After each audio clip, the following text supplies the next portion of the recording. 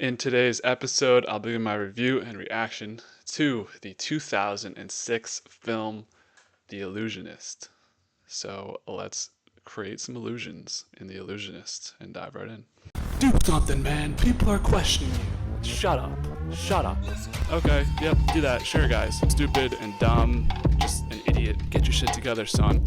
Fuck it. I loved it. Welcome to the DubCast.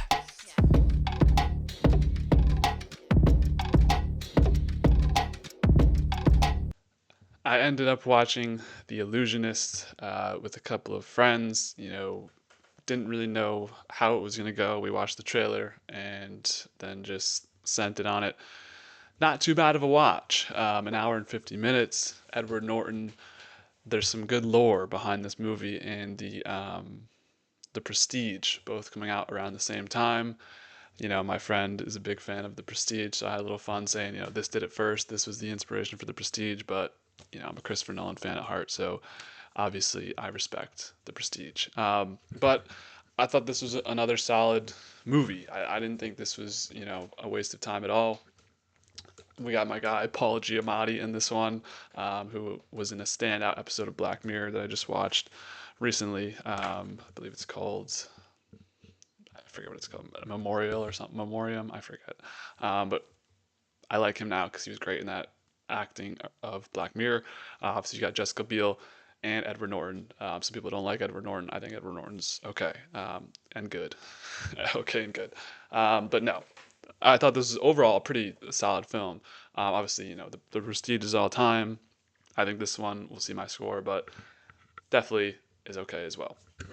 So, diving into my thoughts and reactions throughout this film, we meet our main character, Eisenheim, which is a funny name to say throughout the movie, where it's one of those gotchas, kind of, where like the first scene is him being arrested, and then we spend the whole movie being like, why does he possibly get arrested?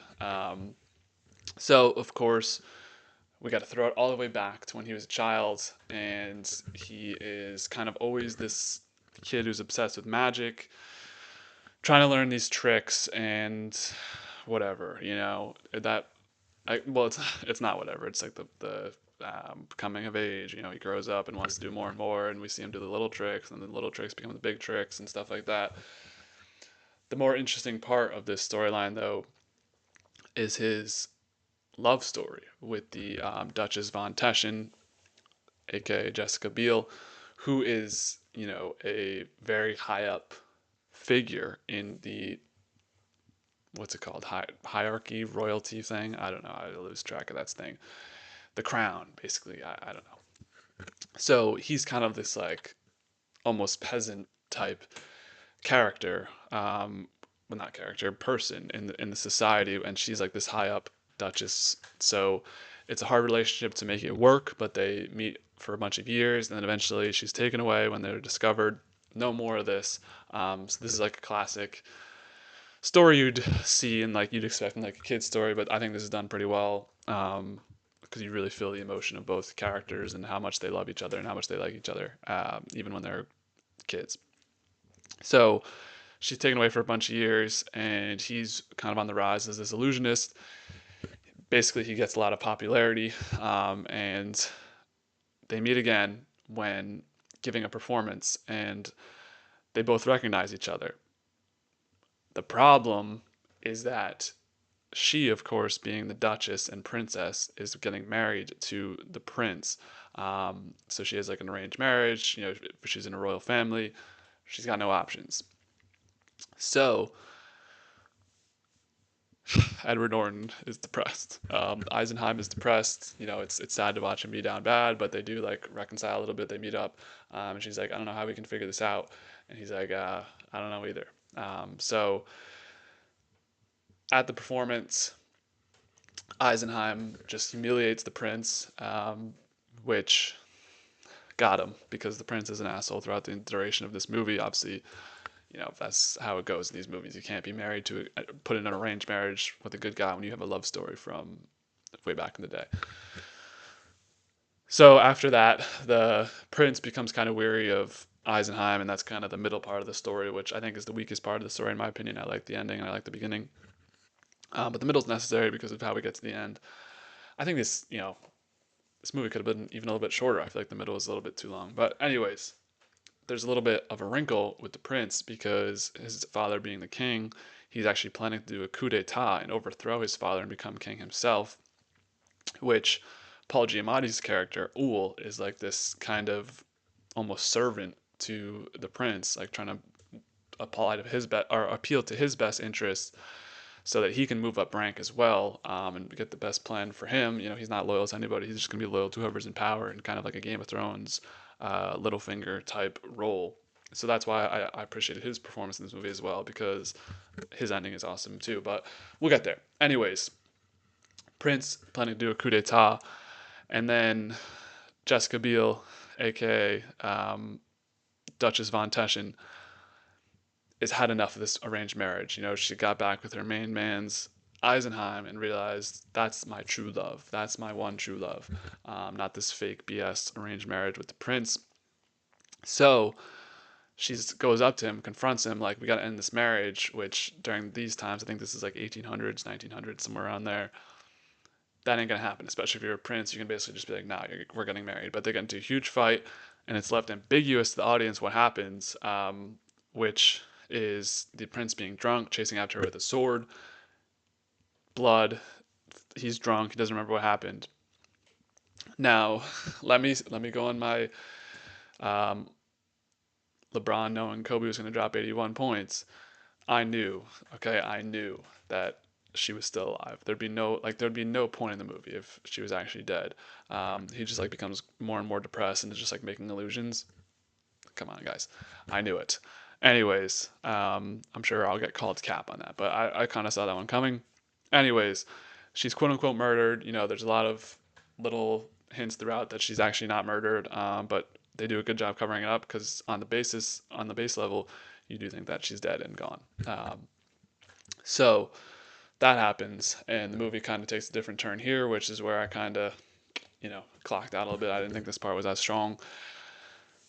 But Eisenheim is now, instead of performing his usual illusions of like doing fun tricks, he's bringing back people from the dead, mostly Duchess von Teschen. And the prince does not like this thing of seeing her come up again and again. We think it's because he killed her as the audience, or you're supposed to think that, but it is actually because he probably misses her and loves her and doesn't want to keep thinking about her. Anyways, so basically the middle part of the story becomes Eisenheim versus the cohort of Uhl and the prince, where they're like, no more of this magic stuff, and Uhl like keeps putting the pressure on him, but he to stop doing it, but he keeps doing it.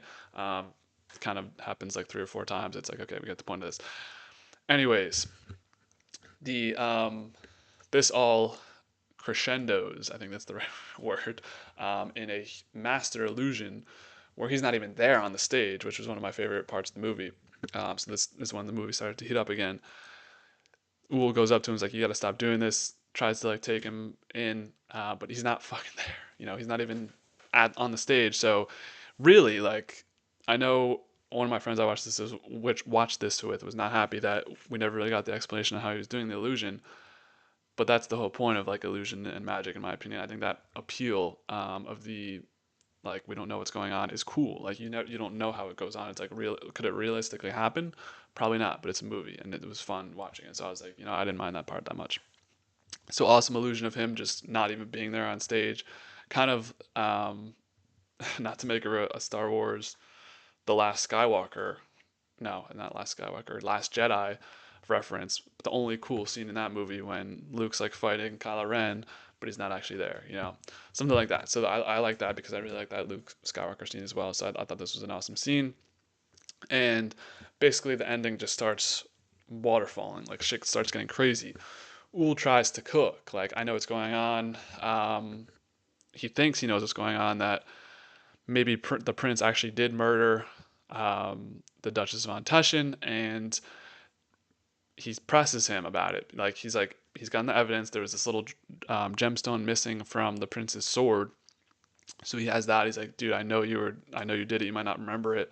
And I know about your coup d'état. I'm gonna have to tell your dad about the coup d'état, which really screws up Leopold. Like, I think Leopold was already drinking before this too. Leopold tries to like pull power moves on Uhl, but the reinforcements are already coming from Pops. So one of the this crazy we go from this crazy illusion to now Leopold just kills himself. Prince Leopold. Anyway, I think he knew he didn't ultimately commit the murder, but with both that and the coup d'état, which was like actually legitimate, he he couldn't stand it anymore. And he's kind of one of those nepotism kids. Like probably wouldn't have been a dog shit leader. That's why Ole like went up to him anyways. Um, Kind of just had everything handed to him his whole life, so it's like, oh, this isn't gonna work out. So he pieces out of here. But I mean, wouldn't expect that coming. And then once we figure out that the true ending, they dupe the shit out of Uhl. She's still actually alive with Eisenheim.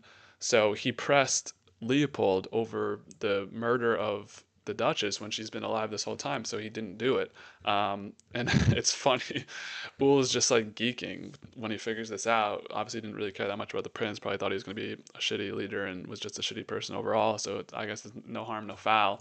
But I know I did feel a little bit bad for the prince, where the coup d'état is kind of fucked up, but like he didn't even murder girl. So I don't know. I thought that was a pretty hype ending though, because you're kind of just, for me at least, watching this movie, I was kind of just waiting for the shoe to drop of her still being alive, and then to like have the big reveal at the end of she's been alive this whole time. They faked out Uhl, and Uhl just like has nothing but respect for it. I thought that was an awesome ending. So good intro, fine to boring, fine like to somewhat boring middle, repetitive middle, I think is a more fair term. And then ending was gas. So where I land on this movie, I'm giving it a 7.8. I think this is another solid watch. I think Edward Norton does a great job. He's very emotional. He's very down and like acting depressed, even though he knows she's alive. Actually, so when you think about that, acting is good. Paul Giamatti was good in this. Jessica Biel was good in this. Everyone did great acting. Overall, the story was good. Just that middle part was lacking a little bit for me. It took me out of it when they kind of did the same thing over and over again.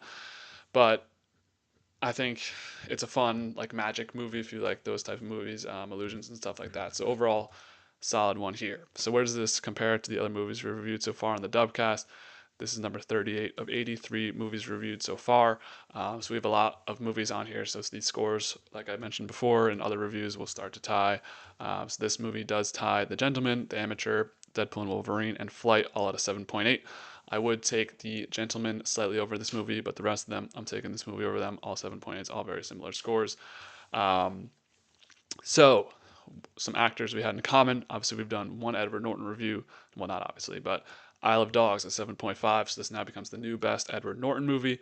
And then Eddie Marsan is also in The Gentleman, which I mentioned is a very close neck and neck one right there. But The Gentleman is the best of those two. So this becomes the second best Eddie Marsan movies.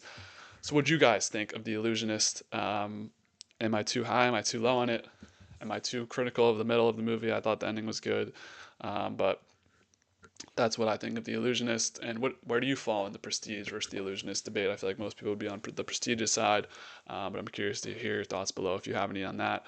Maybe I'm only 25, so I wasn't alive during the time of both these movies. Was it a heated rivalry between The Illusionist and The Prestige? And which movie do you think is better and why? Kind of different illusions versus magic, but it is what it is. So that's it on The Illusionist 2006. Coming up, we have one more movie review as planned as of right now. That is Gladiator 2. And then after that, we're freshening the cycle for 2026. I'm going to be more consistent. So I won't be talking about movies that I watched like a couple weeks or months ago. So hopefully more in-depth reviews, maybe some guests in the future. Besides the movie reviews, we have NFL streams happening weekly. Not sure if the NFL will even be, well, the NFL will still be going when I post this probably. And then UFC coming back at the end of January, and Survivor 50 in the works. Maybe some other TV stuff here and there. A lot of new TV shows coming out in the beginning of 2026. So there will be an influx of content as always in the DubCast. Make sure to subscribe, like the video, comment if you have any comments, and I'll see y'all in the next one. As always, be easy, y'all.